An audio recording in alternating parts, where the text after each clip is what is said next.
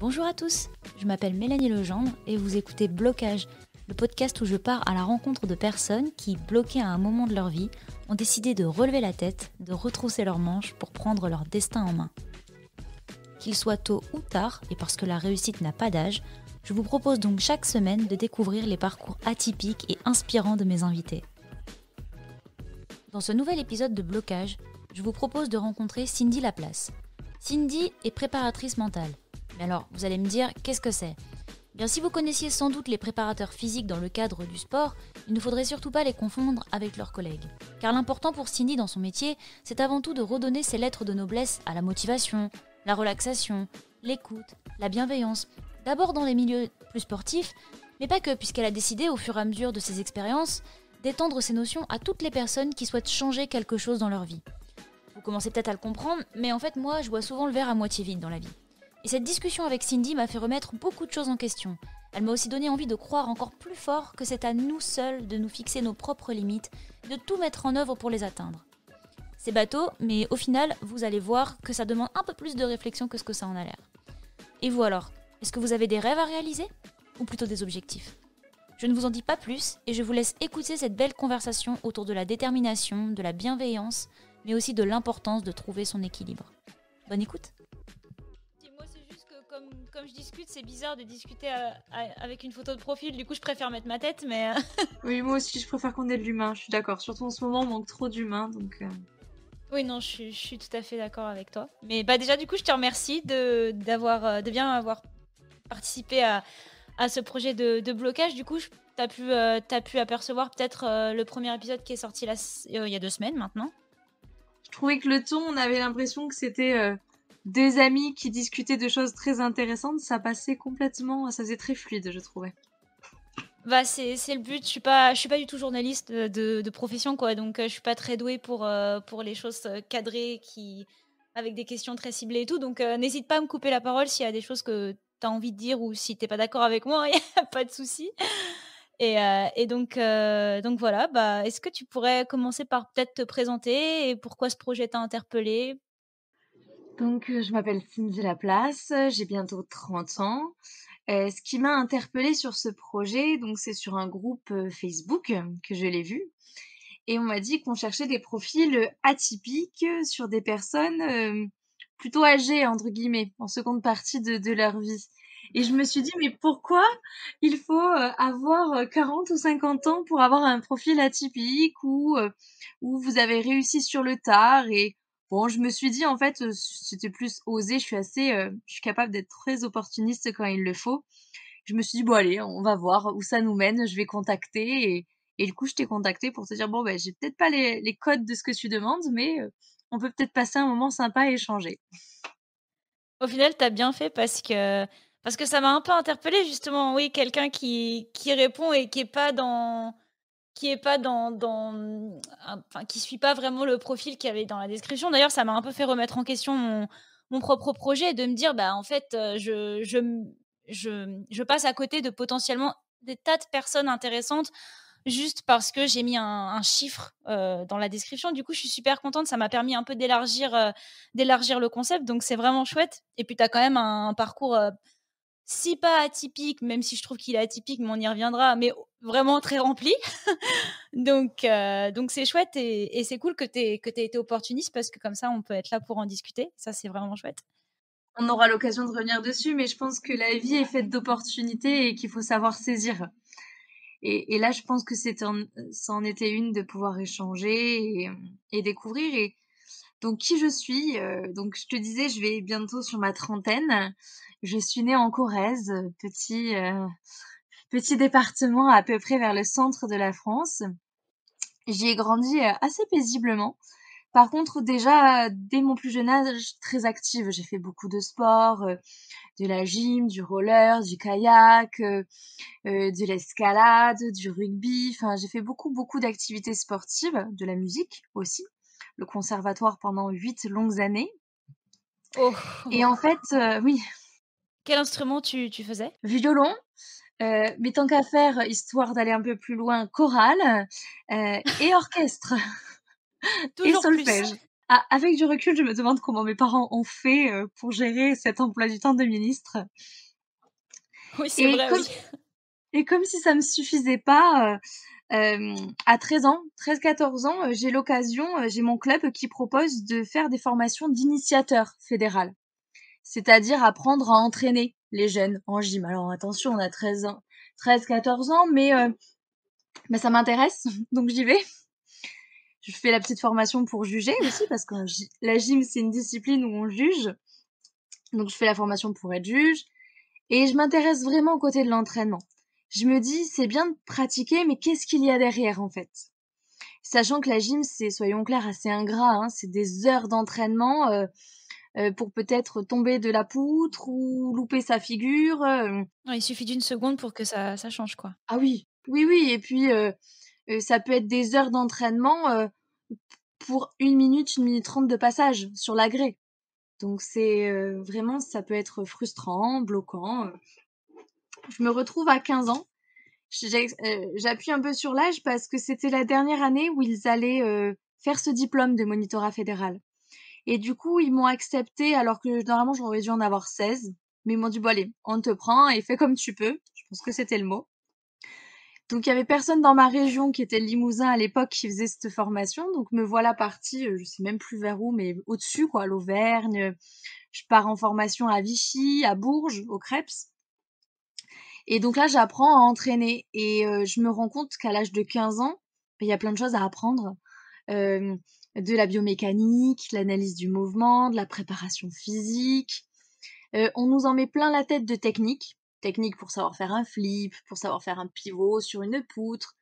Mais je me rends compte qu'il n'y a rien, pourtant j'ai 15 ans, qu'il n'y a rien sur les aspects psychologiques. Je me dis quand même, c'est étonnant tout ça. On passe des heures, on passe 10 heures, 20 heures, 30 heures à s'entraîner techniquement et physiquement. Par contre, mentalement, ça passe à la trappe. Bon, je t'avoue que je suis un peu jeune. C'est fou que tu te dis ça à 15 ans. Mais ça me questionne en fait. Parce que la seule chose qu'on nous dit, c'est quand les filles écoutent plus, on ne les punit jamais avec de la muscu. Tu vois, super. Les aspects psychologiques de dire on va pas punir les gamines avec de la muscu.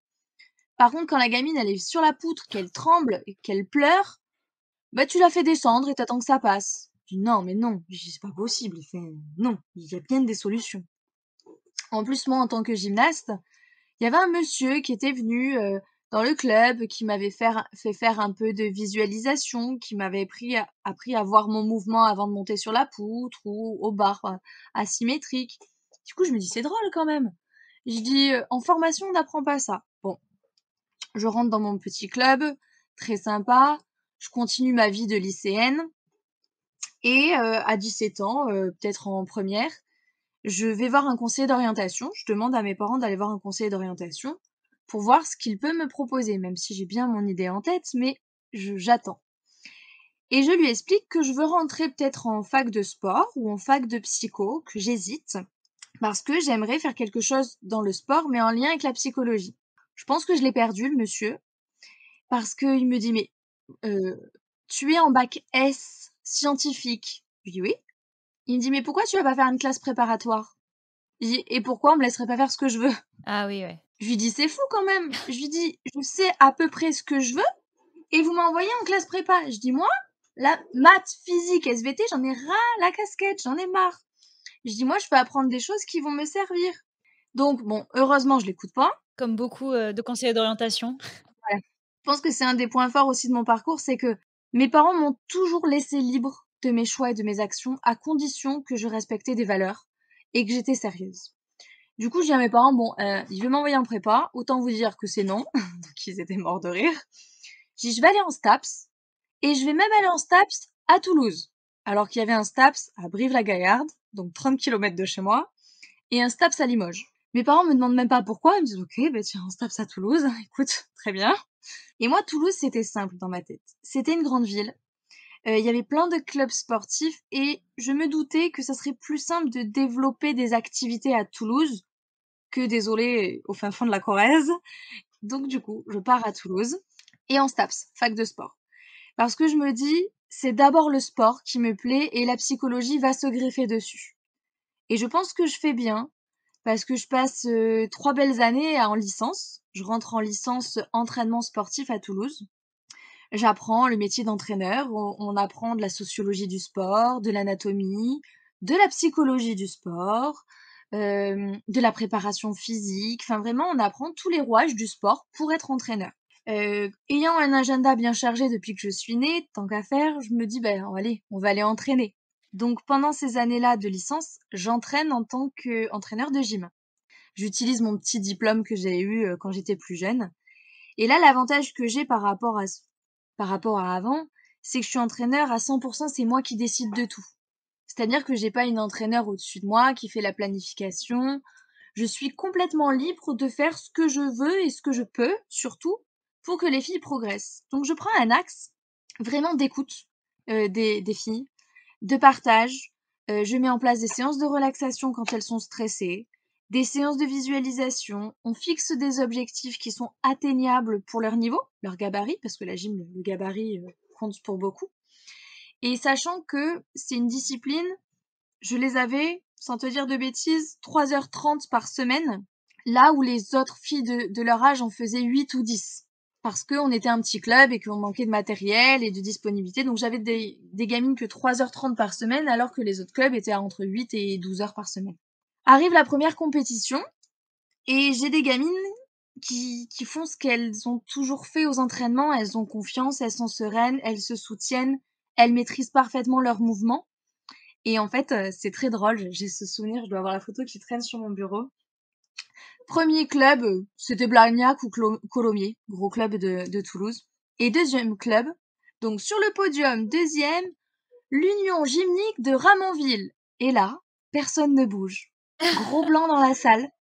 Personne ne sait qui est l'Union Gymnique de Ramonville.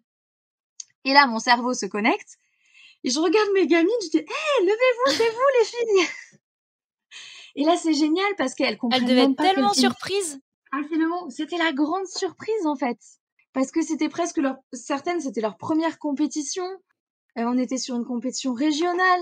Il y avait du monde de partout. Donc bon, bonheur, parce que de voir leurs yeux qui brillent et le travail qui paye, parce que elles auraient fini 10e, j'étais aussi contente. Mais pour elles, c'était l'aboutissement de toute la rigueur et le plaisir qu'on avait mis dans les entraînements. Et là, je me dis, bon, comme quoi, finalement, c'est pas une question de temps ni de matériel. On avait une salle de gym à faire pleurer n'importe quel autre club, hein, manquait de matériel. Je me suis dit comme quoi, quand il y a de la communication, qu'il y a de l'envie et qu'il y a des moyens techniques, physiques et psychologiques, on peut permettre à des personnes d'être mieux. Parce que c'était ça l'objectif. Parce que derrière ces jeunes, c'était des jeunes qui allaient peut-être poursuivre ou arrêter la gym, mais on créait leur confiance en elles, on créait leur interaction, on créait des expériences. Et d'ailleurs, j'ai encore contact avec certaines aujourd'hui. Ça fait toujours plaisir de les voir évoluer en tant que femmes. C'est devenu des femmes aujourd'hui. Et donc là, je me dis, c'est simple, c'est réglé, je vais partir en préparation psychologique et en coaching. Ce qu'on appelle plus communément la préparation mentale. En fait, dans le sport, quand on a une licence entraînement sportif, on va soit dans la préparation physique pour être préparateur physique, soit on peut aller dans la préparation mentale. Sauf que en France, il y a encore actuellement qu'un seul master 1 et master 2 qui forment à ce métier. Tous les autres étaient que dédiés à la préparation physique, parce qu'il y a plus de préparation physique qui est installée dans les clubs que de préparation mentale. Pour cela, il faut passer un jury, parce que à l'époque, et c'est encore le cas, est prioritaire Toulouse, Montpellier et Nice sont prioritaires sur Montpellier. Et Toulouse, en aucun cas, est prioritaire. Donc, il faut que je sois sûre que mon dossier soit pris. Qu'est-ce que je fais? J'essaye de travailler bien dans les matières de sociaux, de psycho. On a une super enseignante de psychologie clinique à Toulouse, Nathalie Simorque, avec qui j'ai la chance de collaborer aujourd'hui. Et ça me passionne et du coup, je travaille, je fais ce qu'il faut pour avoir un beau dossier et pour être prise à Montpellier. Me voilà partie à Montpellier alors que ma vie commençait à s'installer. Sur Toulouse, j'avais fait des stages, j'ai entraîné en gym, j'ai entraîné aussi en natation parce que je passais un diplôme de maître nageur en parallèle. Je commençais à avoir ce qu'on appelle un petit réseau. Et là, je pars parce que mes études me demandent de partir. Bon, ça va, à Montpellier, il y a pire quand même comme ville que Montpellier. Ouais, c'est ce que j'allais dire. Voilà, il y a pire, il y a du soleil. Et là, je m'éclate. Je passe un master 1 et un master 2 génialissime. J'apprends des choses qui en fait sont efficaces et prouvées scientifiquement depuis des années et qu'on laisse de côté. Pourquoi, j'en sais rien, mais qu'on laisse de côté. Je tombe sur des enseignants-chercheurs passionnés, des professionnels passionnés, et du coup, je passe une année et demie géniale. Et là, je me dis oui, mais je veux partir de Montpellier. Je veux faire ma vie sur Toulouse. Parce que j'étais déjà en couple avec une personne qui vivait sur Toulouse et que j'apprécie, je préfère Toulouse à Montpellier, c'est comme ça. Et du coup, il y a un tournant, c'est que je décide de lâcher mon appartement d'étudiante à Montpellier en pleine deuxième année scolaire.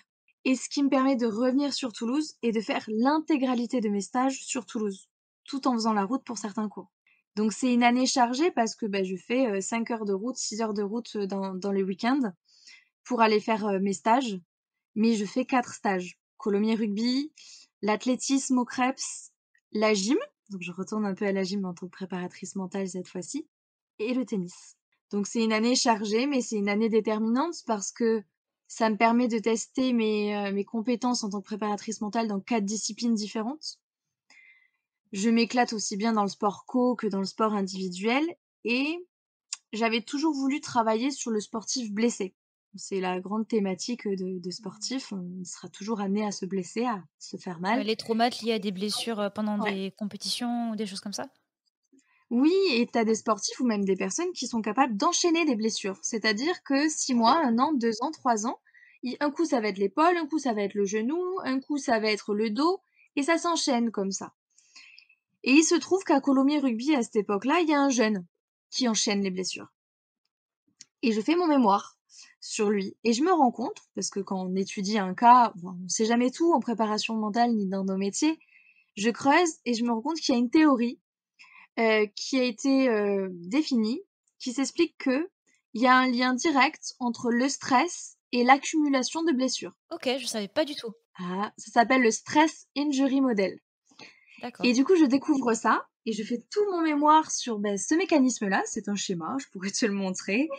Et on se rend compte que si on intervient bien sur les éléments de ce schéma-là, potentiellement, on évite et on éloigne le risque de blessure, d'accumulation de blessures. Mais on OK. découvre des choses, alors je vais parler peut-être quelque chose qui parlera à tout le monde, parce que ce podcast, il est pour tout le monde. Ça va peut-être te parler quand on est bon quelque part, que ce soit dans une discipline sportive ou à l'école. Bien souvent, c'est ce qui se passe quand on est très bon élève au lycée. On a 18, 19 de moyenne. Et on arrive en PACES, en études de médecine par exemple, et on est un bon parmi les bons. Et bien il y a une théorie qui s'appelle le Big Fish Little Pond Effect, le gros poisson dans la petite mare. Alors, t'es un sportif, t'es dans ton petit club, t'es le meilleur, donc t'es le gros poisson parmi des petits poissons. Par contre, tu rentres Mmh. en équipe de France ou tu arrives dans un pôle, dans une structure pour sportifs, tu es un gros poisson avec d'autres gros poissons. Et c'est le cas quand tu es au lycée, tu es le meilleur de ta classe à quelque chose près, et tu arrives dans des études, en classe préparatoire par exemple, où tu es un gros poisson avec d'autres gros poissons. La confiance en soi en prend un sacré coup, hein. Exactement. Et en fait, c'est la confiance en soi parce qu'il y a un mécanisme de comparaison aux autres qui se met en place. C'est Oui. tout un mécanisme. Et il y a une comparaison aux autres qui se met en place et il risque d'avoir une baisse de la confiance en soi, mais aussi de la motivation. Et que si c'est pris en charge par un professionnel préparateur mental, il va éviter cette baisse de confiance en soi, renforcer la motivation et la personne sera dans les bonnes dispositions. Donc voilà le parcours jusqu'à l'obtention de mon master 2. J'obtiens les félicitations du jury sur mon mémoire. C'est une petite fierté. C'est toujours agréable de terminer ses études avec un 18 sur 20 et la Oh! félicitation du jury. Félicitations un petit peu en retard. Merci. Mais c'était félicitations parce que je me suis un peu battue contre ce système scolaire qui était toujours, faut aller apprendre par cœur. C'était toujours trop éloigné de la réalité. Euh, j'ai découvert à 24 ans, 25 ans que j'étais dyslexique et dysorthographique. Donc avec du recul, que je comprenais pourquoi j'ai galéré pendant des années à écrire des phrases et à faire beaucoup de fautes. Mais voilà, pourquoi. Euh, et finalement, je pense que je pouvais avoir un esprit hors système, et pourtant je me suis mis dans ce système scolaire et j'ai réussi à y rester.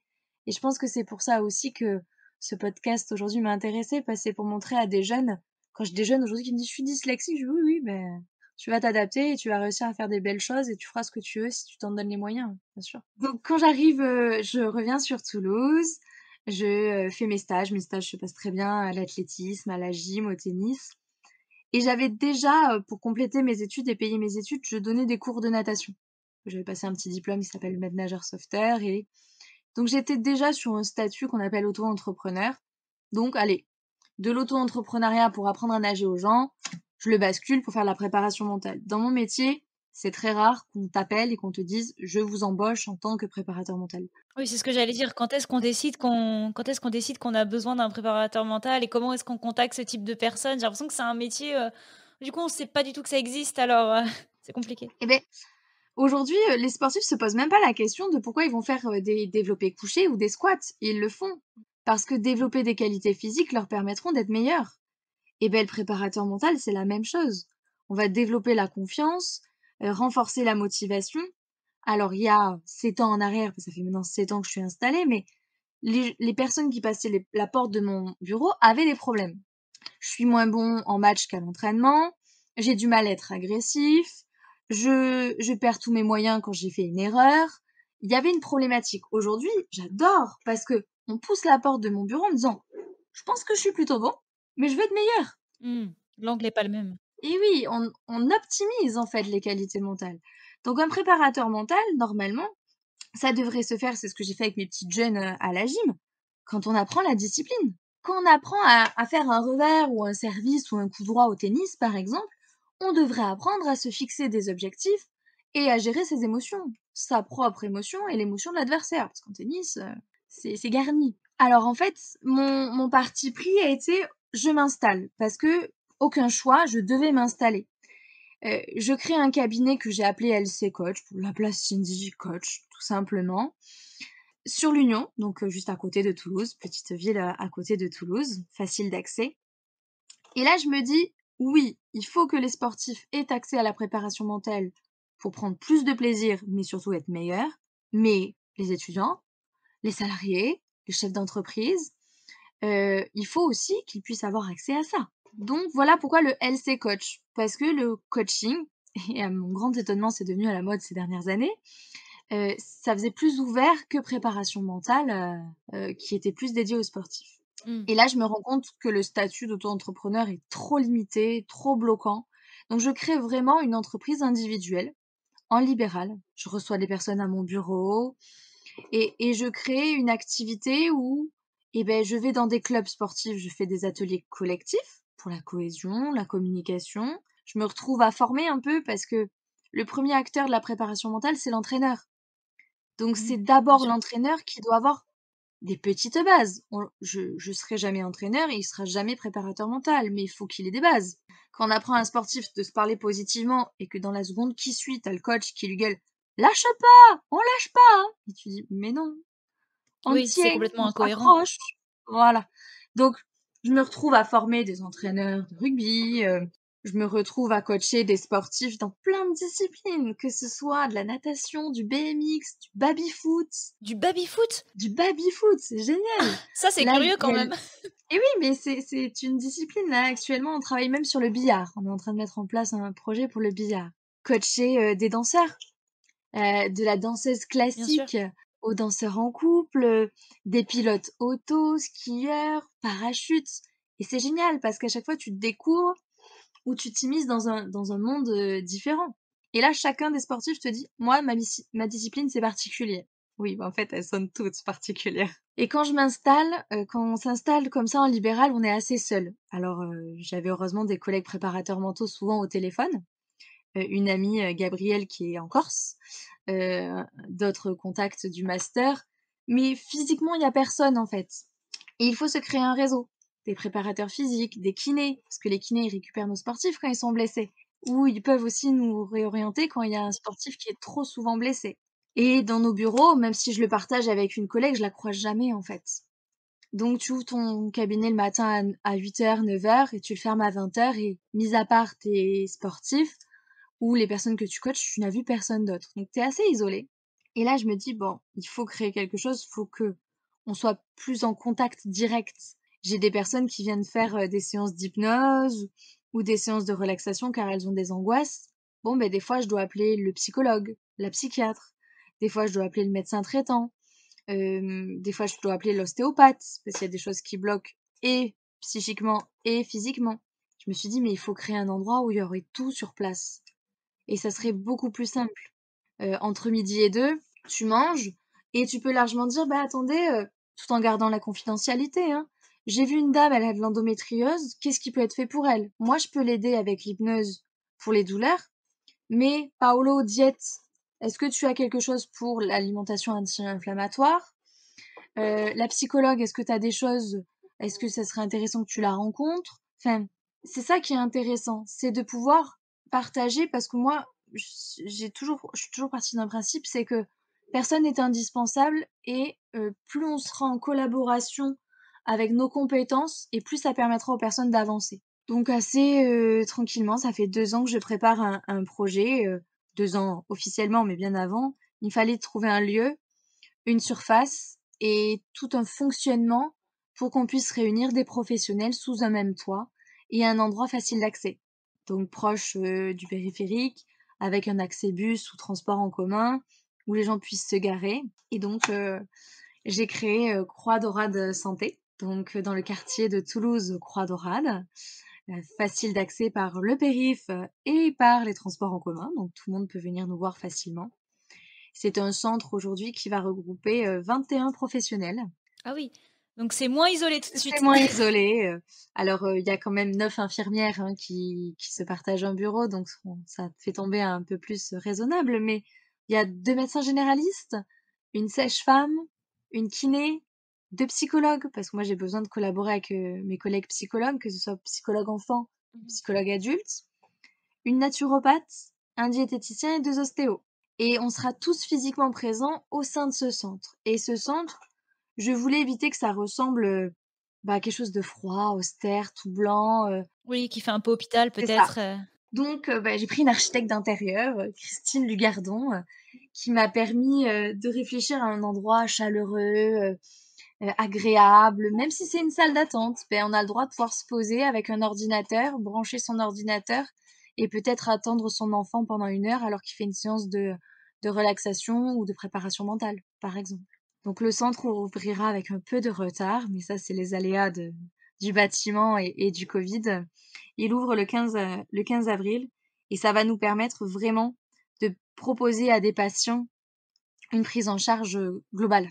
Mais du coup, comment, parce que je trouve ça hyper, c'est en plus, c'est hyper novateur comme concept. J'ai jamais vu ça, nulle part. Enfin, peut-être que je vis dans une grotte, mais en tout cas, j'ai jamais vu ça nulle part. Moi, je viens du nord de la France, donc c'est j'en ai pas vu là-bas, en tout cas, mais du coup, comment ça se passe, par exemple, est-ce que tu rentrerais dans ce bâtiment et tu dis, que tu as un problème et il y a quelqu'un qui te prend en charge et qui te dirige vers, le spécialiste ou comment ça se passe? Alors, mon idée, elle a rien de nouveau parce qu'aujourd'hui, il y a des maisons de santé, mais les maisons de santé sont faites un petit peu par la mission publique. Donc, ça, c'est des fonds. Bien sûr. Mmh. Nous, on est vraiment dans le cadre privé, hein. On a acheté les bâtiments avec plusieurs copropriétaires. Et donc, c'est à notre initiative qui est propre sans aide de l'État ni rien. Mais on a réfléchi, on est en train de monter des, des rendez-vous pluridisciplinaires. C'est-à-dire que la personne, elle m'appelle, et elle me dit, écoutez, je sais pas trop si c'est vous qu'il faut que je vienne voir, j'hésite. Je dis, bon, écoute, expliquez-moi. Et là, rien ne m'empêche d'avoir la psychologue enfant, si c'est pour son enfant, d'avoir la naturopathe, l'ostéopathe et moi. Et on va réfléchir, on est en train de le monter, on est en train de travailler dessus à une consultation groupée. Pour qu'à la fin de cette consultation groupée, on puisse dire à la personne, on vous oriente à commencer par 2 séances d'ostéopathie, ou on vous propose de commencer avec la psychologue et de venir voir tel professionnel dans un second temps. Comme ça permet à la personne de savoir qu'elle met le pied dans un processus où on va l'accompagner du début jusqu'à la fin. Mais c'est super intéressant, ça permet aussi de retrouver un certain équilibre entre plusieurs aspects de la vie, que ce soit, oui, la psychologie ou, la nutrition et cetera. Je trouve ça vraiment intéressant parce que des fois, on pense que le problème, il est là, on est sûr que c'est ça et du coup, on est vraiment focalisé là-dessus et au final, peut-être une autre discipline va pouvoir débloquer certaines choses et c'est super intéressant. Mais c'est souvent le cas, hein, quand je travaille avec mes collègues ostéopathes, quand il y a des douleurs récurrentes à certains endroits, ça peut s'expliquer par du psychosomatique aussi. Et l'idée, c'est que on trouve les causes et on permette à la personne des solutions, alors toujours prouvées scientifiquement, parce qu'on est tous dans un domaine scientifique et validé par la science, mais qu'on propose à la personne d'aller mieux avec un parcours de soins, parce que moi j'ai souvent des personnes qui vont se faire opérer de chirurgie bariatrique, par exemple. Euh, qui reproche à ce système ce manque de communication entre les professionnels en fait. Mais parce que on a tous des rendez-vous toute la journée, c'est compliqué de nous avoir au téléphone. Vous savez, quand on a un rendez-vous de 9h à 20h, on rappelle pas les gens à 21h, ni nos collègues professionnels que si on a mangé avec eux le midi, dans ce centre, il y aura une salle de réunion ou de formation, ce qui nous permettra de proposer des formations à des professionnels, mais aussi faire des conférences sur, par exemple, l'addiction aux jeux vidéo chez les jeunes, comment gérer un sportif ambitieux pour les parents de sportifs, parce que bien souvent les sportifs sont eux-mêmes ambitieux, c'est rarement les parents qui poussent, et comment on les accompagne. Et ça nous permettra à plusieurs professionnels d'intervenir avec leur spécificité et leurs connaissances. C'est vraiment super intéressant. J'aime beaucoup cette idée parce que je pense que, même pas forcément en tant que sportif, mais en tout cas, je pense à des proches à moi, hein, que ce soit, mes petites sœurs ou des amis que je connais, mais en tout cas, même en tant que fille, j'ai l'impression qu'on a eu beaucoup de problèmes avec la nutrition assez jeune. Après, je pense que les garçons maintenant, je me mesure, hein, mais je veux dire, je pense que les garçons, c'est aussi le cas. Mais en tout cas, moi, de mes souvenirs, j'avais beaucoup d'amis filles, moi y compris, où on avait beaucoup de problèmes avec la Mmh. nutrition. Et au final, donc on nous a emmenés chez des, alors j'ai plus le mot, du coup, Diététicienne, personnes qui s'occupent de nutritionniste? la nutrition. Voilà, merci. Nutritionniste, voilà, tout à fait. On nous a emmenés chez des nutritionnistes et cetera et par exemple, c'était dû au stress, mais on m'a jamais dit en parallèle, le sport, ça pourrait Ça. t'aider. Non, on m'a juste dit, de faire attention à ce que je mange, point à la ligne. Mmh. On m'a pas emmenée chez le psychologue, on m'a pas emmenée, faire des séances de relaxation parce Mmh. que j'étais stressée par mes études, peut-être que c'était lié. Mmh. Donc je trouve ça hyper intéressant parce que je me dis vraiment des jeunes, ça peut les aider à trouver un équilibre entre plein de choses vu qu'en plus on est en train de bouger. Alors moi je pense à des jeunes parce que je côtoie beaucoup de jeunes de par ma famille et cetera, mais je pense que ça peut permettre en tout cas de vraiment avoir un bon point de départ pour plus tard, quoi. Alors c'est ce que j'ai toujours, défendu, c'est-à-dire que c'est plus trop le cas aujourd'hui, mais mmh, on essaye d'avoir, de l'équité sociale, c'est-à-dire les études sont gratuites à peu près, qu'on aurait tous nos chances. Bon, la réalité, c'est que quand tu arrives à l'université, déjà, les classes sociales sont déjà moins toutes représentées. Et ça m'a toujours agacé le déterminisme de ben tu es fille d'ouvrier, tu seras ouvrière. Bah non, non. Enfin, on doit pouvoir donner la chance d'études, mais la chance de la confiance aussi. Et c'est pour ça que qu'avec ce genre de centre, un jeune qui a des troubles alimentaires, ben si c'est du stress, on lui apprend à gérer son stress. Et bien sûr qu'après il apprendra à bien manger, mais c'est la globalité pour, obtenir un résultat qui tient. C'est surtout ça, en fait, qui m'importe. Par exemple, je pense à ces jeunes j'ai beaucoup de jeunes haut potentiel que je coach. C'est des jeunes hypersensibles, D'accord. qui ont du mal à s'endormir, bourrés d'angoisse, bon, ben si déjà, on leur expliquait un peu plus leur fonctionnement et qu'on leur donnait des techniques afin de s'endormir sur commande, parce qu'il y a vraiment des techniques qui permettent de s'endormir sur commande. Si on leur expliquait leur fonctionnement et de comment dire? D'agir et d'utiliser leurs capacités et que c'est en aucun cas une tare, mais plutôt, une belle chose, et ben ils seraient mieux dans leur vie, en fait. Et ça peut passer aussi bien par l'ostéopathe qui va débloquer certaines parties parce qu'ils sont hyper tendus, que la psychologue qui va leur expliquer leur fonctionnement, ou que moi en tant que préparatrice mentale pour leur donner des solutions pratiques. Mais oui, bah et en plus d'ailleurs, je pense qu'avec, la situation actuelle, ce type de comment dire? Enfin, avec la détresse des jeunes qu'il y a en ce moment, je pense que ça va être des structures qui vont être d'une grande aide. Je sais pas trop si du coup tu as peut-être plus de de coups de fil ou plus de si tu as vu une différence par rapport peut-être à la période, avant covid et maintenant de personnes que tu reçois? Peut-être qu'il y a plus de problèmes liés à la solitude, je ne sais pas? Je me rends compte surtout que, les personnes qui sont structurées, c'est-à-dire qui ont des bases solides, familiales, sociales, psychologiques, sont certaines en train de perdre pied, en fait. Et c'est plus ça qui m'inquiète parce que j'ai des personnes, qui étaient bien dans leur vie professionnelle, qui étaient bien dans leur vie personnelle, mais qui peut-être sont célibataires, manque d'interaction, manque de sorties, manque de vie. Le sport, là, juste avant de podcast, j'ai reçu un message en disant merci, grâce à la dernière séance, j'ai pu reprendre le fitness, aller marcher, remettre les apéros que le week-end. Parce que la réalité, elle est là aussi. C'est-à-dire que on est dans une période où il y a très peu de vie en fait. Mmh. Et est-ce qu'il y en a plus moi les étudiants, alors c'est aussi pour ça que alors je l'ai point dit, mais j'interviens aussi à l'université. Volontairement, quand je suis sortie des études, je me suis dit: «Bon, enseignante à 100 non, parce que c'est pas mon fonctionnement. Par contre, de faire quelques interventions à l'université pour transmettre aux étudiants ce que j'aurais peut-être voulu qu'on me dise quand j'étais étudiante, un peu plus, le concret, comment ça va se passer, qu'on puisse me mettre en garde sur certaines choses. Donc j'interviens, allez, 4 heures au premier semestre et 6 heures au second, hein, à l'université, en STAPS du coup, F2SMH maintenant qu'on dit. Et là, j'ai pris le temps de la faire en visio, j'ai pris le temps de demander aux étudiants comment ils se sentaient. Et c'était compliqué, c'était très compliqué. Et ça fait plaisir quand on te dit: «Le cours, faut le terminer à 19h30». Donc tu dis: «Bon, je vous remercie, bon courage, passez une bonne soirée». Et que tu en as qui disent: «Madame, madame, et ça, vous en pensez quoi?» Et en fait, on a papoté jusqu'à 20h. Alors que d'habitude, Mmh. Ils avaient des questions? ouais, et on a fait un cours sur, le burn-out. On a fait un cours sur le stress. On a fait un cours sur le stress post-traumatique et ils avaient besoin d'échanges, ils avaient besoin d'interaction. Ils sont seuls toute la journée, dans des petits appartements. On est en fac de sport, les activités étaient presque toutes à l'arrêt.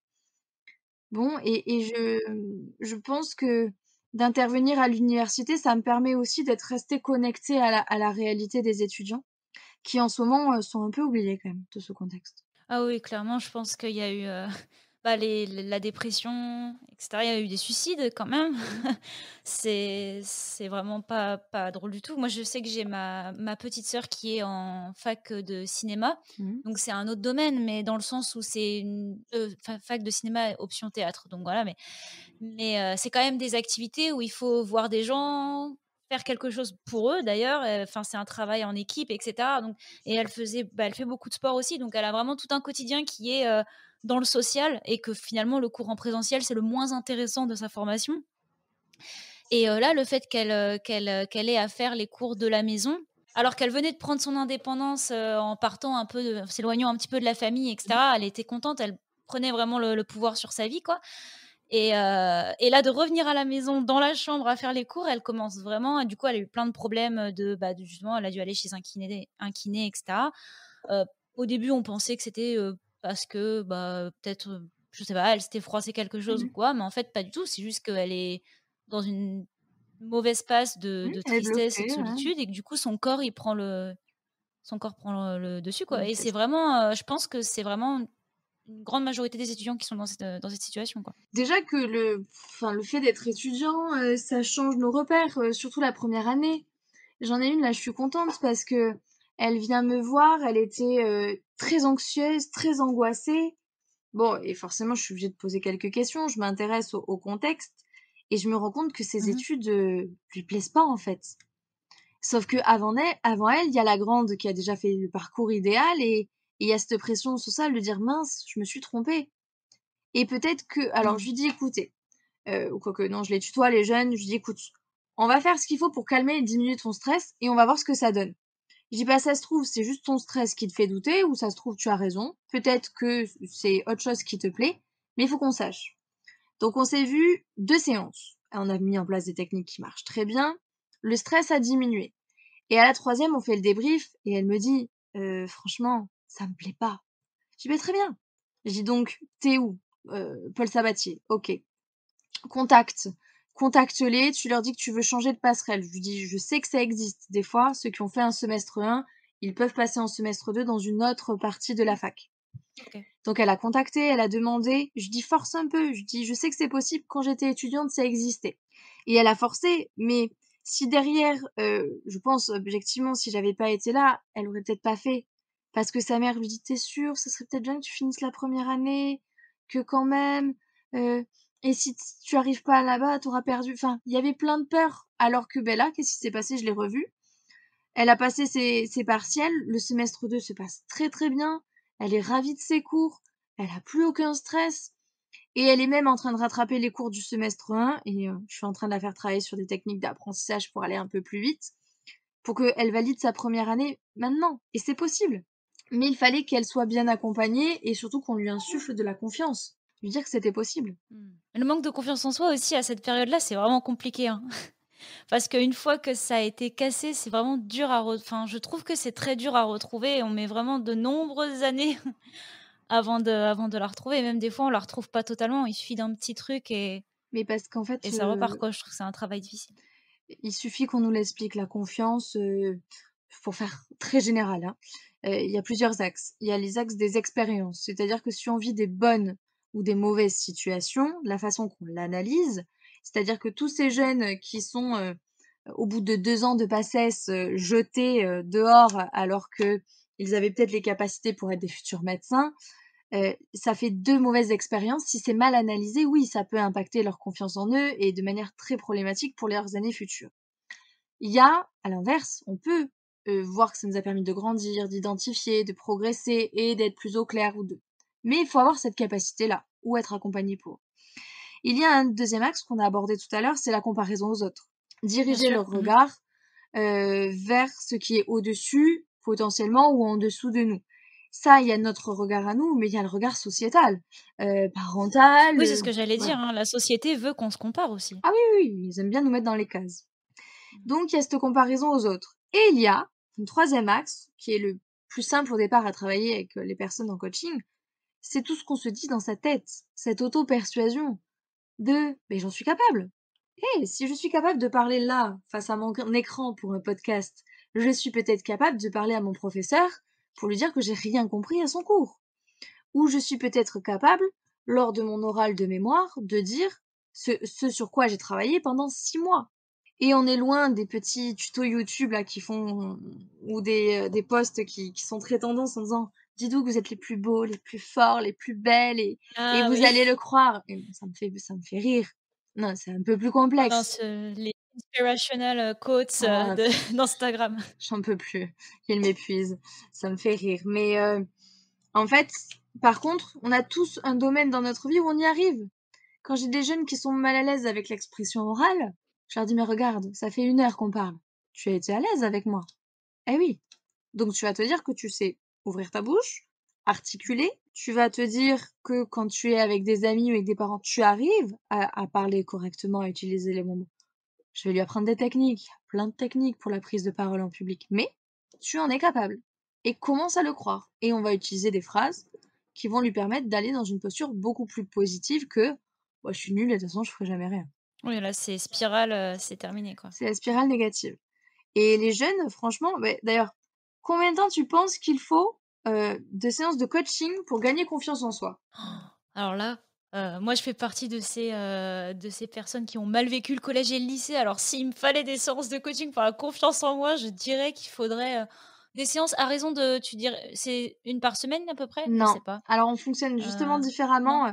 On va voir la personne une D'accord, OK. première fois, puis à 15 jours, puis à 3 semaines. On laisse le temps que la personne, elle mette en place les outils. Moi, je dirais peut-être quatre ou 5. Ouais. Parce que tu peux être un peu dur de la feuille peut-être, je sais pas, il y a peut-être des gens un peu têtus qui veulent pas entendre qu'ils peuvent le faire, je sais pas. Très vite, ils adhèrent et ils accrochent, mais en soi, 4-5 heures. Tu as raison, 4-5 séances. C'est très peu quand même, à l'échelle d'une vie. Oui, c'est très peu, oui. À l'échelle d'une vie, c'est très peu. Je me souviens de cette jeune femme, bon, parcours personnel compliqué, qui me dit, bon, j'ai aucune confiance en moi, mais c'est pas la thématique. Très bien, quelle est la thématique? Elle me dit, je veux me connaître. Je pense que la thématique était encore plus complexe que finalement, je veux gagner confiance C'est en très moi. large. Ouais. Et en fait, il nous a fallu 3 séances pour la remettre sur les rails de la connaissance de soi. Et en 3 C'est très peu. séances, voilà, et en 3 séances, elle a pris les bons rails, elle me donne des nouvelles de temps en temps, et elle avance sur le bon chemin. La confiance en soi, aujourd'hui, moi je suis contente quand j'ai un jeune de 8, 9, 10 ans parce que je sais que ce qu'il intègre maintenant va lui servir pour plus tard, pour le collège, le lycée, les relations aux autres. Parce qu'on aura Bien sûr. tous à un moment donné, quelque chose de compliqué à vivre. Ça arrivera à tout le monde. Et la plus belle des thématiques, je pense que c'est cette dame, 74 ans, qui vient dans mon bureau, qui avait des douleurs au ventre, beaucoup d'anxiété, et qui me dit, et on fait le constat, qu'elle n'a jamais eu confiance en elle, mais jamais. 74 ans. Et je dis, bah, vous savez quoi, il est encore Oh, temps. Et on a bien sûr, ouais. travaillé. Mais c'est trop bien qu'elle soit venue te voir et qu'elle ait pas du tout baissé les bras. Oui. C'est hyper courageux. Et c'est plaisant à voir parce que aujourd'hui, c'est une dame qui a confiance, qui ose dire les choses, qui a moins ses douleurs au ventre, qui se positionne et surtout, parce que c'est plus ça, qui profite. Parce que quand on a confiance, on profite plus des choses. Bien sûr. Mais je repense à ce que tu m'as dit un peu plus tôt, et justement, c'est lié au fait que, plus on démarre jeune, plus ça peut nous servir, pour plus tard. Je pensais aux fameux conseillers d'orientation. Moi, j'ai l'impression que par contre enfin, eux, s'ils pouvaient déjà avoir des séances, d'apprentissage de préparation mentale, ce serait bien. Parce que enfin, en tout cas, moi, c'est vraiment de beaucoup de personnes que je connais, de toutes les personnes de ma classe, en fait, on était obligés. Ils avaient tellement peu de personnes c'était dans mon lycée, oui. Ils avaient tellement peu de personnes dans mon lycée qu'en fait, on avait une séance obligatoire, de conseiller d'orientation pour que tout le monde y passe et que, bah, je pense, ils soient pas payés à rien faire. Et j'y suis pas allée, j'ai séché. Bon, je l'ai payé un peu après, mais j'ai séché. Et j'ai bien fait parce que j'y avais été 2 ans avant et moi, je faisais L. Donc j'ai eu ce gros cliché de: «Bah, c'est bien le chômage, tu vas beaucoup aimer». Oh là là. Et enfin, je le dis avec beaucoup de recul, ça me fait rire parce que c'est pas vrai, mais en tout cas, c'est comme ça qu'on me l'a sorti.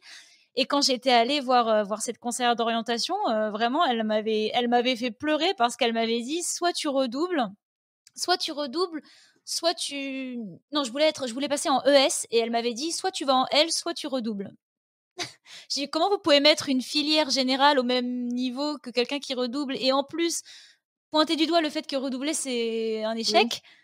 Enfin, ça m'avait et je me suis dit: «Mais si on pouvait enlever ce type d'expérience, alors que c'est des gens qui sont censés nous aider à nous mettre sur une voie qui nous correspond, je pense qu'il y aurait moins de dégâts peut-être», mais en tout cas, ton expérience avec, les conseils d'orientation, ça m'a beaucoup fait penser à ma propre expérience. Bon, j'ose espérer que nos collègues conseillers d'orientation aient évolué. Tout simplement, que leur Ah, formation, j'espère, oui, bien sûr. voilà. On va souhaiter ça. Après, je pense aussi qu'il y a un temps pour tout. C'est-à-dire que moi, à l'époque où je vais voir un conseiller d'orientation, c'est ma démarche personnelle. C'est ma Bien sûr. demande. À cette époque-là, je suis quand même une jeune déterminée qui sait à peu près où elle va aller. Et moi, je lui demande juste, entre guillemets, quelle est la démarche à suivre pour aller à Toulouse, parce que je sais que je suis à Tulle et qu'il y a Brive, qu'il y a Limoges avant. Mais je prends le cas du jeune qui n'a aucune idée de ce qu'il veut faire. C'est vrai qu'aujourd'hui, bon, dans le privé, hein, je travaille avec des personnes qui sont hors circuit scolaire, qui font un super boulot en conseil d'orientation, mais je pense il faut des études en psycho, il faut le temps de s'intéresser aux jeunes. Il y a des supports, il y a des questionnaires, il y a des pistes de recherche. Aujourd'hui, pour moi, je vois le conseil d'orientation comme le bilan de compétences quand on est adulte, en fait. Et le bilan de compétences adulte, il est structuré, le conseil d'orientation chez les jeunes, j'ose espérer qu'aujourd'hui, il est évolué. J'espère aussi, mais oui, non, bien sûr, je veux pas du tout mettre tout le monde dans le même panier. C'était ma mauvaise expérience qui a Mais il y refait en a surface, beaucoup de notre génération, on est mais d'accord. j'espère, oui, qu'il y a quand même des gens comme toi. Je suis partie aussi d'un principe, c'est que dans ces années de Montpellier, Toulouse, Toulouse-Montpellier, pour financer mes trajets, je faisais du covoiturage. Voilà, c'était important que je sois avec des covoitureurs. Et ça m'a permis vachement de rencontres, de personnes qui étaient en droit, de personnes qui étaient en sociaux, de personnes qui étaient en psycho, de personnes qui étaient en école d'ingénieur. Enfin, j'ai rencontré tout un tas de jeunes d'horizons complètement différents. Et en fait, là, réalité, je me suis rendu compte qu'on m'avait toujours dit STAPS, donc les études de sport. Soit t'es prof de sport, soit c'est le chômage. Donc tu vois, il n'y a pas que elle qui mène au chômage, il y a aussi STAPS. Ah oui, d'accord, je savais pas Ah du oui, tout qu'on disait ça si. des filières de Mais sport, OK. si, mais comme tout en fait.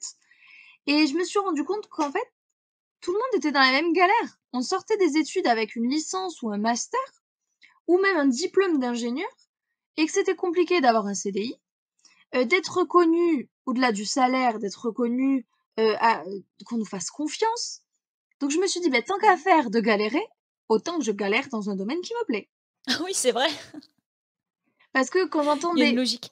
des parents me dire, oui, mais bon, ma fille, elle veut partir dans la com, il n'y a pas de métier dans la com, ça gagne pas bien sa vie. J'ai, elle a une envie. Elle a une envie. Laissez-la tester, elle s'adaptera. Bien sûr, on n'est pas à l'abri enfin, en plus, on peut rebondir, quoi, après, on nous apprend pas qu'on peut rebondir, donc c'est vrai que ça fait peur de se dire: «Si je me trompe, peut-être que je pourrais pas reprendre». Ce sera peut-être trop tard, mais en fait, on peut donc Alors, à un moment donné, tu me disais en quoi mon parcours était atypique. Pour moi, il est classique. Bon, c'est que ma vision des choses. Mais en première année de fac, on fait une matière à l'université, on faisait une matière à l'université Paul Sabatier où on se projetait sur notre futur, dans 5 ans ou dans 10 ans. OK, Et j'ai c'est trouvé super que cette intéressant. matière m'avait bien aidée parce que j'ai été faire des interviews avec des professionnels. On s'est rendu compte on a fait des analyses de parcours, on s'est rendu compte qu'il était rare d'avoir un parcours linéaire, qu'il était rare de faire le bac qu'il fallait pour la licence, le master ou l'école qu'il fallait, de suite trouver le job. Je me souviens, en tant qu'étudiante, je me retrouve dans une soirée et une jeune qui me dit: «Oh mais tu sais, j'ai fait des études de Dust». Dust, c'est métier la forme, c'est pour les salles de sport. Elle me dit: «Mais j'ai jamais travaillé OK. là-dedans». Je dis: «Mais comment ça, tu as fait 2 ans de formation?» «Ah, elle est rude en plus de formation. J'ai tu Elle me dit: «Ben non, tu sais, j'avais mon job d'étudiant, chez, une grande, marque, de vêtements». Elle me dit: «Ils m'ont proposé un CDI, comme j'y étais bien, j'y suis restée» et lors de ces trajets en covoiturage, je me suis rendu compte, mais qu'il y avait plein de parcours comme ça, en fait. Les personnes saisissaient les opportunités là où ils étaient bien. Par contre, moi, je me suis bien promis une chose, c'est que quand on lance une activité, une activité libérale, il faut 2 Mmh. à 3 ans pour en vivre, hein. Et les gens qui vous disent je me sors pas de salaire, je sais pas de quoi ils mangent et comment ils se logent. Moi, j'ai jamais compris cette histoire. Donc, il fallait bien que je me nourrisse et que je me loge. Donc, j'ai eu un job qu'on appelle alimentaire. Et mon job alimentaire, c'était d'entraîner et d'apprendre à nager aux gens. C'était le fameux maître nageur. Et je me suis bien promise que je ne ferais pas toute ma vie maître nageur, même si c'était très glorifiant d'apprendre à nager à des enfants, mais déjà je suis allergique au chlore, donc bon, au bout d'un moment ça. Ah ça, c'est pas hyper pratique, ouais. Non, c'était mauvais et pour ma respiration et pour mon corps. Et puis même, je n'avais pas fait 5 ans d'études dans un domaine qui me plaisait pour rester maître nageur. J'avais fait 5 ans d'études pour apporter aux gens que les seules limites sont celles que l'on se fixe et si on travaille sa tête et qu'on met en place toutes les dispositions qu'on veut, on peut y arriver. Je reprends les gens quand on me dit non mais ça c'est mon rêve. Je dis ah bon? C'est un rêve ou c'est un objectif? Je dis parce que Ah oui, c'est vrai. si c'est un rêve, tu vas attendre qu'on dise bonjour, les Jeux Olympiques sont là, tu peux y aller. Bonjour, la pharmacie on te la donne. Si on rêve d'être pharmacien et d'avoir sa pharmacie par exemple. Et un objectif, on va dire non. Ok, qu'est-ce qu'il faut que je fasse pour aller aux Jeux Olympiques? Que je trouve une discipline, que je m'entraîne. Quelle discipline est peut-être plus simple d'accès pour les Jeux? Parce qu'il y a ça comme réalité. Pharmacie, bon, il faut que je passe par PACES. Peut-être il faut de l'argent pour acheter une pharmacie. Qu'est-ce que je peux faire pour gagner ma vie, pour payer et pour acheter à la fin de mes études une pharmacie, monter une officine? Qu'est-ce que je fais pour intégrer une grande entreprise? Moi, j'avais mon plan d'action, je suis sortie de la fac, je voulais travailler avec tout type de public. Je voulais enseigner et je voulais être dans une structure spécialisée pour les sportifs.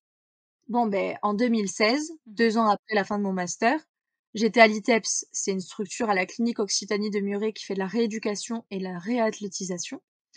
J'étais enseignante à l'INEM que 4 heures par semestre, mais j'avais atteint mon objectif qui était de transmettre aux étudiants. Et j'avais créé mon cabinet où j'avais aussi bien du sportif international que la passionnée de tennis que je vais voir que 5 fois parce qu'elle est classée 30, la jeune en PACES, le papa ou la maman dépassés parce qu'ils n'arrivent plus à dormir à cause du premier enfant, par exemple. Et ce qui me manquait, c'était l'entreprise. Et c'est ce que je te disais la dernière fois. En 2016, je me retrouve à être coach d'une entreprise internationale. Et pour moi, c'était en aucun cas un rêve. C'était juste mon objectif. Donc j'ai mis tout en place pour atteindre cet objectif. Et du coup, j'ai une petite question. Est-ce que tu crois en la loi de l'attraction? Comment tu la vois, toi, la loi de l'attraction? Bah, moi, je sais pas comment expliquer, mais enfin, moi, la loi de l'attraction, j'y crois, je pense. Ou en tout cas, j'ai envie d'y croire parce que j'ai l'impression que ça me motive. Donc ça, parce que je crois aussi en fait, je crois plutôt en les prophéties autoréalisatrices. Je sais que si je me dis Mhm. tout le temps que je vais pas y arriver, je vais pas y arriver. Du coup, j'ai l'impression que comme la loi de l'attraction, c'est un peu l'inverse, bah, j'essaie d'y croire parce que je me dis: «Si je me dis que ça va arriver et je vais tout mettre en œuvre pour que ça arrive». Je sais pas si c'est très clair parce que je suis pas très, douée avec ça. Si, si, je te comprends. Je vais te dire que je crois en la science. Et la science a prouvé que plus OK, ouais. tu avais Mmh. peur d'être en échec ou d'avoir des mauvais comportements, plus tu y allais inconsciemment. Je pourrais te le faire lire, Oui, tout à fait, oui. plus ton inconscient te donne raison. C'est-à-dire que tu aurais peur de, quand on était au self et qu'on marchait avec nos plateaux, là, qu'on avait peur de les faire tomber, et ben, si on avait Mmh. eu plus peur de faire tomber notre plateau, on avait presque 9 chances sur 10 pour faire tomber notre plateau. Quand j'étais étudiante, il y avait on a fait plein d'études comme ça. Alors le plateau du OK, self, non, d'accord. mais sur les hommes, passé 40 ou 50 ans, la peur de faire un arrêt cardiaque. Ceux qui avaient peur de faire un arrêt cardiaque, le risque augmentait d'arrêt cardiaque. Ceux qui n'avaient aucune Mmh. peur de faire un arrêt cardiaque, le risque restait stable. Pareil, D'accord. sur, tu sais, quand on vieillit, on perd la mémoire. Non. Ça s'appelle le déclin mnésique, perte de la mémoire. Et bien, les gens qui avaient peur de perdre la mémoire, le déclin mnésique augmentait, ils perdaient la mémoire.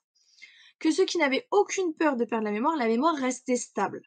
Donc, la loi de l'attraction, je pense que c'est un terme vulgarisé qui est utilisé pour que ce soit plus simple, parce que notre science, si on a un tort dans la science, c'est qu'on est mauvais pour la vulgariser d'ailleurs.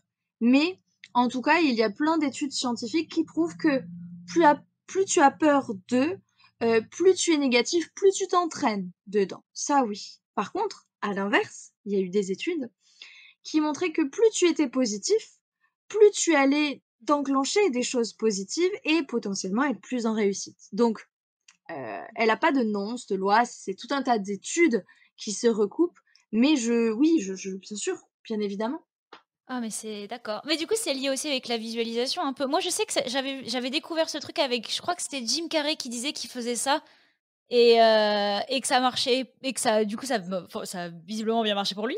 Mais mais que c'était un outil qui marchait beaucoup et je l'englobe un peu dans tous ces trucs où en fait on peut se conditionner à réussir des choses. Mmh. Mais la visualisation, alors, pour en parler des heures, hein, de visualiser, ça permet de renforcer la confiance en soi, la combativité, ça améliore la concentration, ça permet, si on est dans une discipline physique, d'améliorer la technique, le tactique. Ça permettait même sur des personnes, il y a une personne en Allemagne qui, après un grave accident de la route, a refusé de faire toute la kiné comme on l'entend et comme on le voit chez nous, et qui l'a fait que dans sa tête, que en visualisation. Il a restructuré sa colonne, les gaines de myéline qui Waouh, c'est incroyable. refonctionnaient, et il a remarché. Oui, il y a un reportage très intéressant là-dessus. Donc, on appelle ça visualisation ou imagerie mentale. Elle peut être utilisée à plusieurs fins, que ce soit la confiance, la motivation, la gestion du stress. Parce que, tu vois, là, j'ai reçu un message hier d'une dame qui me dit merci, j'ai eu les résultats de mon concours, j'ai pas été prise, mais je suis fière de moi. Parce que cette dame, quand elle est venue à ma première séance, elle était incapable de se présenter ou de me dire pourquoi elle se présentait à ce concours. Elle avait un manque de confiance en elle tellement énorme qu'elle en était bloquée. Bon, ben, on l'a débloquée. Ce concours, il s'est bien passé parce qu'elle a quand même eu 11,5 de moyenne, donc c'est quand même bien, Mmh. 11,5 de moyenne à un Clairement. concours. Le truc, c'est qu'un concours, si tout le monde a 15, ben, tu n'es Oui, pas reçu. bien sûr. Mais en attendant, je lui ai dit, ben, êtes-vous fière de vous? Parce que c'était ça qui m'intéressait. Elle me dit oui, je suis fière de moi. Et surtout, j'ai beaucoup plus confiance en moi dans la vie de tous les jours.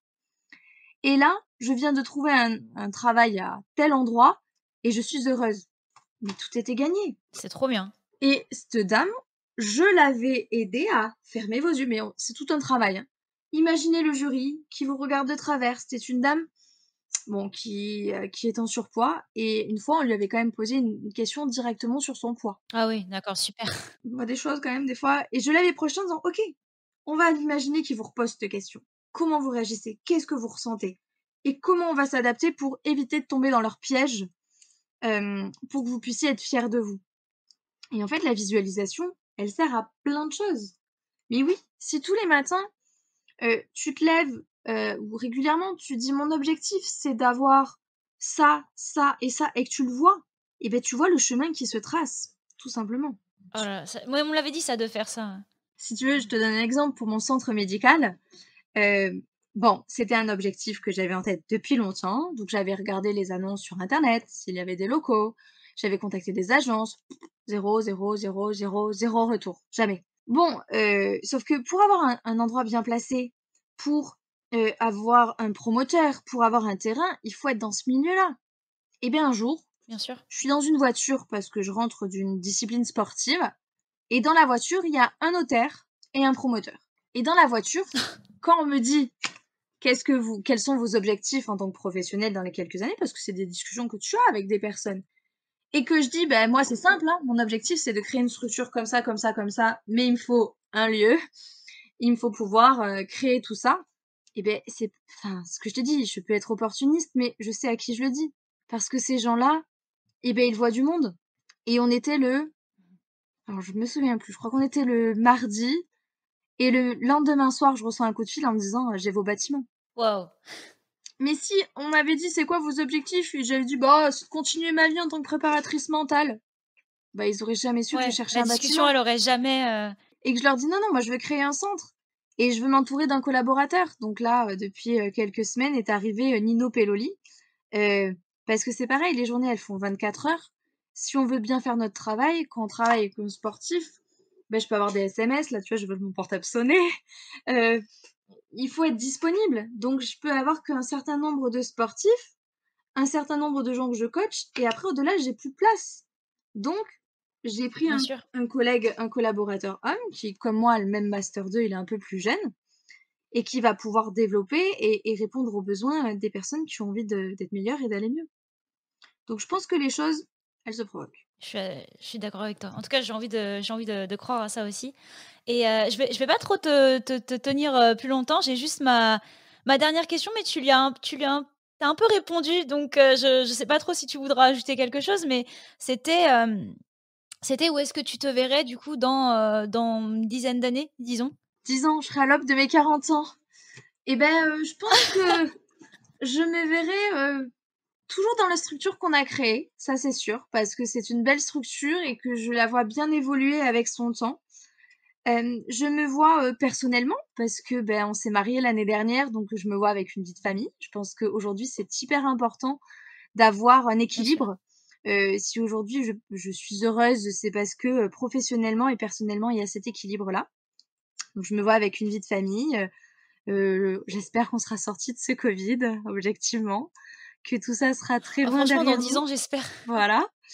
Hem Et je me vois développer encore la préparation mentale. Peut-être, là aujourd'hui il y a Nino, j'ai une autre personne en vue, dans le sens où aujourd'hui il y a des besoins et j'aimerais que la préparation mentale se fasse dès le plus jeune âge. Et comme on a un cours de badminton ou comme on a un cours de natation, on va à sa séance de préparation mentale dans la semaine. Donc voilà où je me vois dans 10 ans, participer à ce beau défi qui est de démocratiser et de permettre à toutes et à tous d'avoir l'ensemble des éléments pour aller bien dans nos vies. Bah, moi, en tout cas, je te le souhaite. J'espère que je pourrai voir cette structure un jour. Si Avec jamais je grand passe sur plaisir. Toulouse, j'irai voir à quoi ça ressemble. Tu m'écris, Mais, tu t'arrêtes, on a un espace pas café, en vrai, thé, pas de problème. tu pourras venir avec grand plaisir. Comme ça, je pourrais te reposer quelques questions sur, sur la suite. Mais d'accord. Et si jamais des personnes sont intéressées peut-être par ton travail, par ce que tu fais, ou je ne sais pas, est-ce qu'il y a des moyens de te contacter ou des endroits où on peut suivre ce que tu fais? Alors, bon, il y a mon site internet, on tape Cindy Laplace dans Google ou lccoach.fr, on me trouve. J'essaye d'être active sur, Facebook et LinkedIn, un peu Instagram, même si je trouve que ma discipline, elle est moins visuelle. Je peux jamais dire avec qui je travaille, donc je fais juste une photo de la voiture, une photo du terrain de badminton, une Ouais, tu as quand photo même de la la piscine, confidentialité. voilà, une photo de la remontée de ski.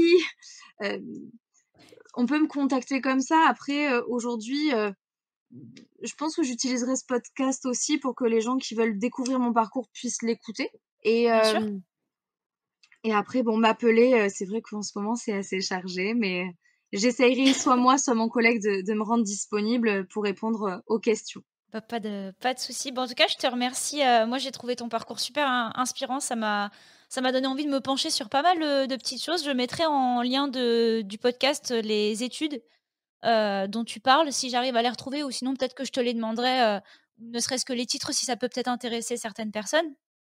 Et puis au plaisir de te reparler. Je te remercie d'avoir pris du temps, dans ta journée pour ce podcast, c'est vraiment super. Avec grand plaisir.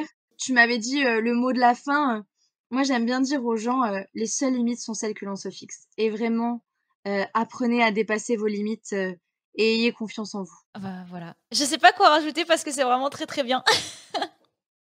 Je te remercie beaucoup. Allez, merci beaucoup. Merci du fond du cœur d'avoir écouté cet épisode jusqu'au bout.